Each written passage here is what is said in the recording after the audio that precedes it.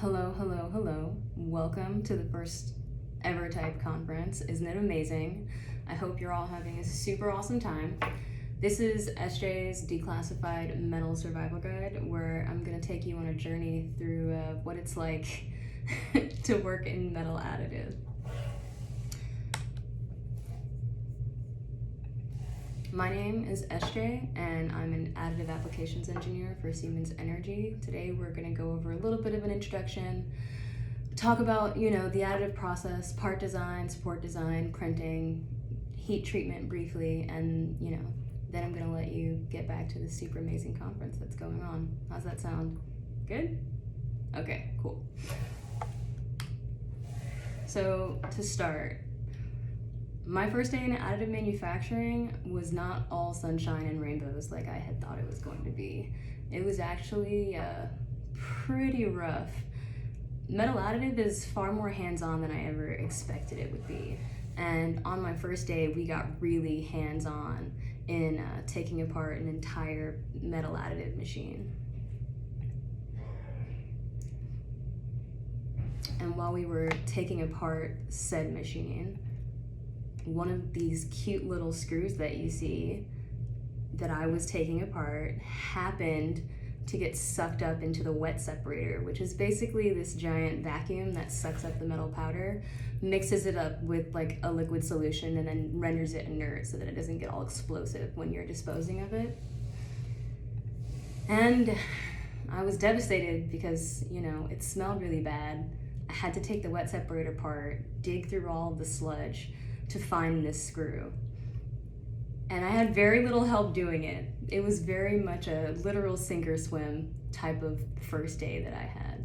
But I persevered and I endeavored on, and this whole talk is to go over that and how you conquer those kinds of challenges. So, the additive manufacturing process, specifically for metals, I should put that in there.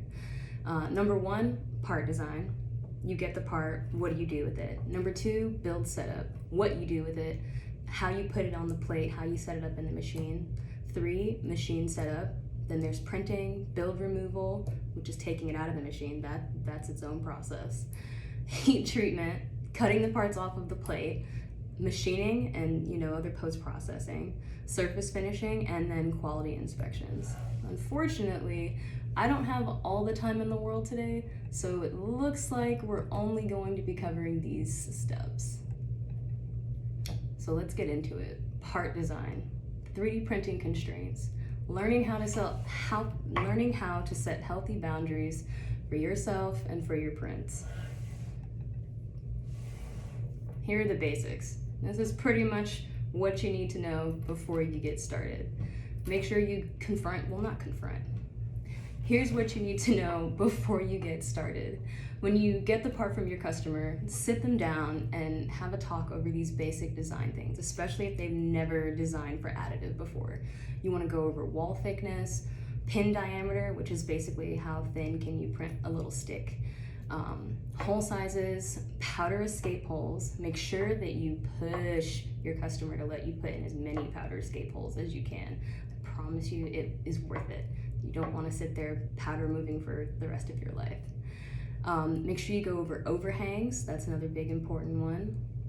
And by overhangs, I mean like unsupported edges.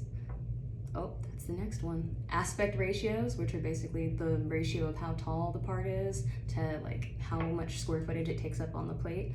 Tall, thin pieces tend to behave differently than other pieces. So you really want to pay attention to that. And then the other thing is tolerancing. How tight of a tolerance does the customer need it? Because that's going to affect your post-processing steps and overall cost. Now, constraints as an additive engineer. So you may not think that this is important, and you may think that this is all fluff, but I promise, just hear me out, okay? Designing constraints for yourself in the workplace is a really important step in being a successful additive. Constraints as an additive engineer are also going to lead to a successful build for your career. So number one, make sure you assess what's really important to you. Define your values as an engineer early on before you really enter into like any kind of career workforce, before you decide like what company you're working for. To decide what your values are and check that against the company's values.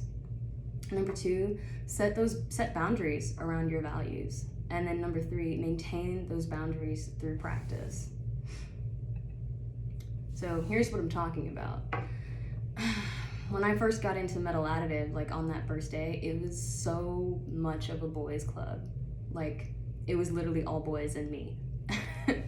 And to try and fit in and to try and get with the work culture, I adopted a lot of toxic habits so that I could assimilate better. A lot of those are listed here.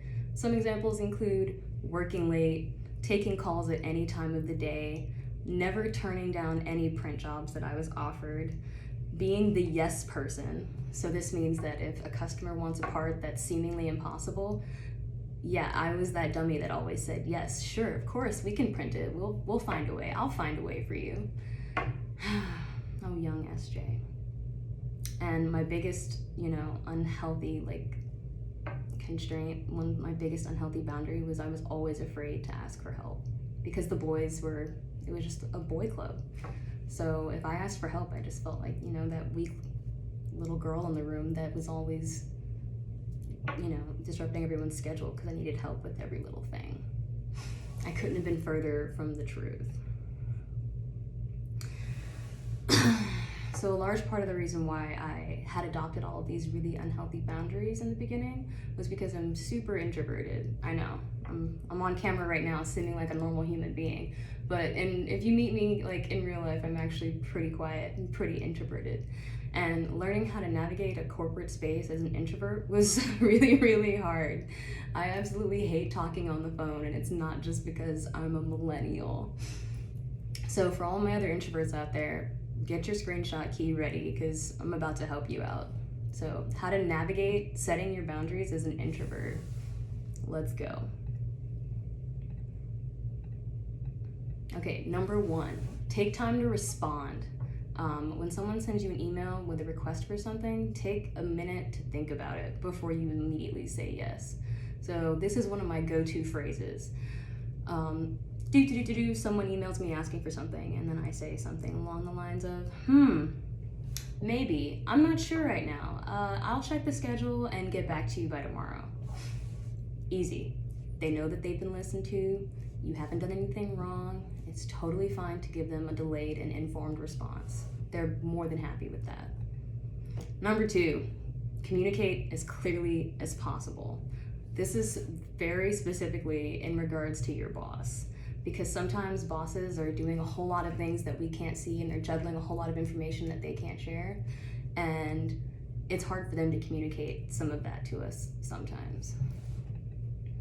So one of the ways that I communicate with my boss when we're having difficulties is, if I spend my time on X, it's going to impact the schedule for this by N number of days.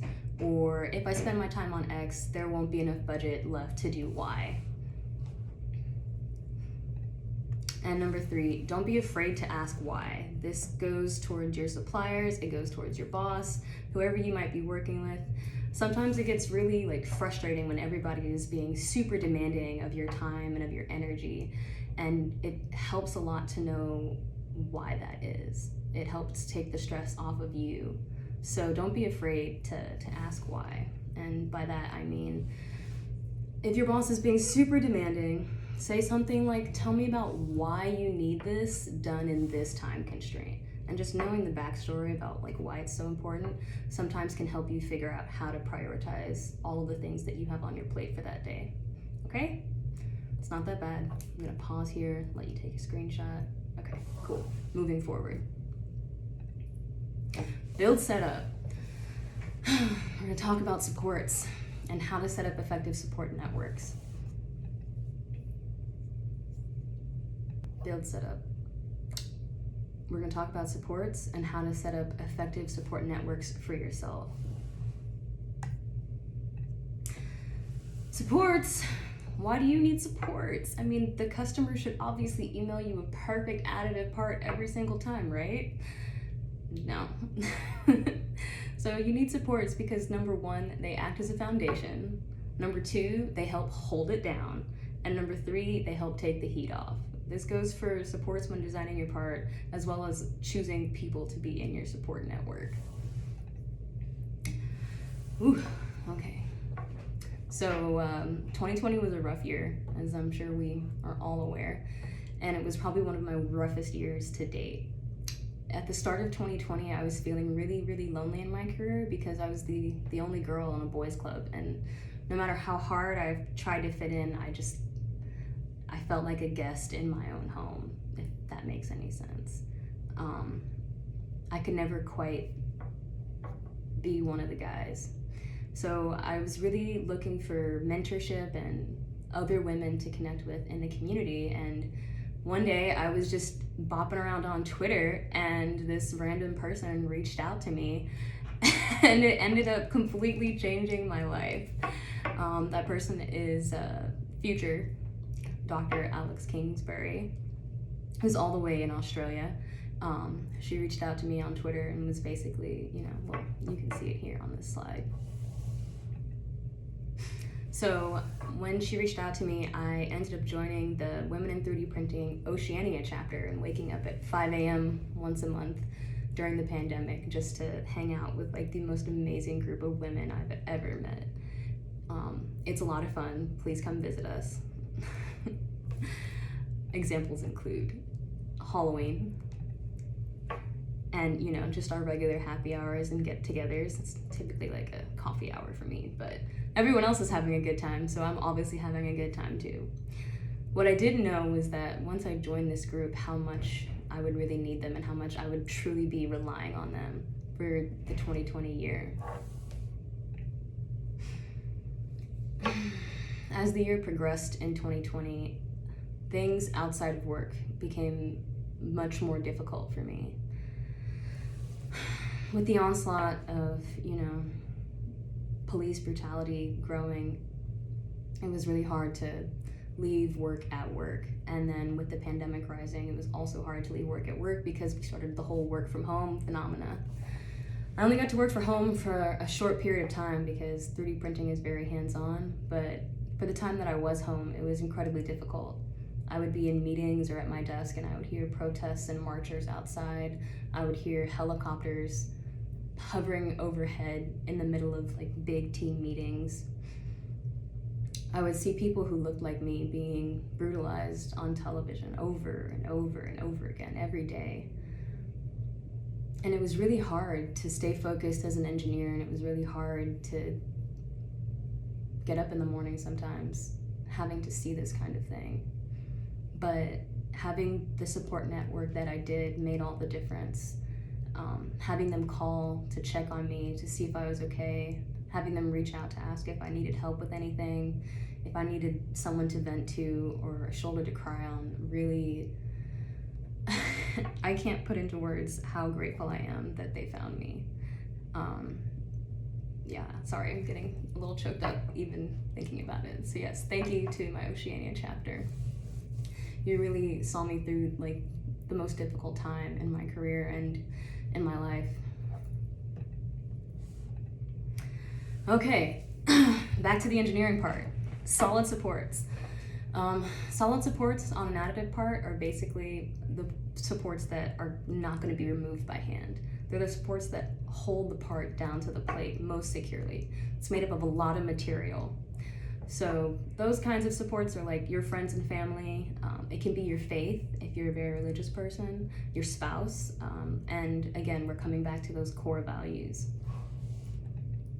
Lattice supports, those are typically supports that we remove after the print or after the heat treat process.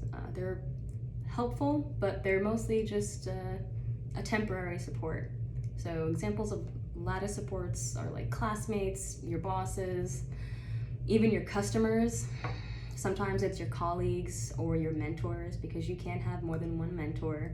Sometimes it's your professors or people who are members of your team. You get where I'm going here, right? All right, so that brings me down to our next section, which is printing. And the most important thing to remember about printing in metal is that sometimes it's up to the laser gods. Sometimes you can do everything right, everything perfectly, and the print can still fail. And I want you to know, it's not your fault. It's the laser gods. So here's what you can control when you're printing. You can control how you set up the plates. You can control how much gas or what kind of gas is going in. You can control the kind of material that's going in. You control the build plate temperature, and you control how accurately that build plate is leveled. Those are the basic things that you can control when you're setting up the machine. Whenever I click that start button, I always take a deep breath and say this: may the lasers be ever in my favor. And it sounds silly, but it really does help me deal with the stress, especially if the build ends up crashing, which it does a lot, but nobody wants to admit it. But I'm telling you, it's okay. It's part of the process. So long as you learn from the mistakes or you try and learn from the crashes, I don't see anything wrong with that. So remember, when you're printing, develop a thick skin, because printing is all about failure and how you learn from it. Number 2, when you're learning from it, it's okay if you don't know everything. Sometimes a build would crash and I would spend 2 weeks filling out a report investigating why it crashed. And sometimes people can literally walk by the machine and look into it and say, oh, nope, that's gonna crash because of this reason. And you're gonna be like, well, I didn't know that. Don't let those people fool you. They were in your shoes before, and they're just, they had this same kind of experience, and that's how they know, okay? And number 3, don't take anything too personally. So whenever my builds used to crash, I used to cry a lot in a broom closet because I always thought it was my fault, because I designed the file, I sliced the file, I loaded it on the machine, and then it crashed, and I was the one common denominator. But sometimes it's really not about you. It's about the laser gods, and sometimes it just doesn't align. There's a lot of steps going into it, okay? So don't take it too personally. Promise, it'll save you a lot of stress in the long run. Speaking of stress, we're moving on to the next topic, which is heat treatment. Heat treatment. Putting too much on your plate. A brief overview of potato chipping and how not to exceed your own stresses. So as you can see in this cute little diagram, you have the part and all the layers are parallel, and then at some point something happens and they're no longer parallel. Which brings me to the point, what the heck is potato chipping? So potato chipping, or tacoing, or the technical term is warping. That's boring. Potato chipping is basically where the stresses in your parts exceed the strength of your plate, and then it causes it to pull up.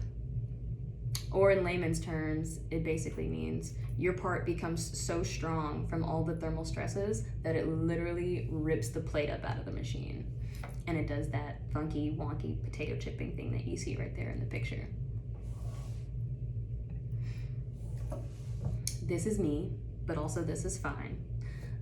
This basically describes what it's like when I feel like I'm potato chipping, dog in the fire. Don't act like you're okay when everything is not okay, okay? You're gonna get stressed out, and so you need to make sure that you have, just like for your additive parts, a stress relief profile in place to get all of those stresses out, or you'll end up ripping off of your supports, ripping off the plate. It's not a pretty picture, I promise. So to understand heat treatment, there are 3 basic heat treatments. There's stress relief, hipping, which is hot isostatic pressing, and annealing. Each one of these processes will change the material characteristics of your part. So it's really gonna be up to the part's end use and your overall budget. Most parts will typically only go through stress relief, and then a few select parts will go through HIP, and then only certain types of materials really enjoy annealing. Okay, you got all that? Now, when you are sending your part out to be stress relieved, hipped, or annealed, you have to provide that supplier with something called a stress relief profile. It's basically the baking instructions. So when you get the part, how long do you bake it for? For my personal stress relief profile, this is what I do. Number one, I get help from my supports. Those supports that we just reviewed in the previous slides, yeah, I go back to those guys and I ask them for all the help that I can get. Number two, delegate. You've got to spread your parts out. This is a really hard one for people who are control freaks to do. So when you get given a task, the way to delegate is to look at the task and ask yourself, am I the best person for this job, or is there someone who has better resources available? Does another person have more time? Does another person have more experience? Do I have enough resources available to complete this task? Delegate. Take 5 minutes. When you're sending out that maybe I'll get back to you email, that's the time that you start figuring out if you can delegate the tasks. When your print fails and your heart is broken and it's just lying on the floor, one of the things I like to do is just take a deep breath and then count backwards from 10. If it really hurts, then I'll walk it off and take a few laps around the building. And in those moments where I'm being asked for like insane schedules to be met, I like to sit and take 5 minutes to have another cup of coffee, because just the ritual of making myself something and taking care of myself really helps calm me down and makes me feel better. And the last thing is to make sure you take time to recharge. Taking time to recharge is probably the most underrated thing on this list. If you start experiencing burnout, you start making mistakes. If you start making mistakes, then builds start crashing, and then the cycle just gets more and more toxic. So take time to recharge. Resting is productive work, okay? Don't feel guilty about it.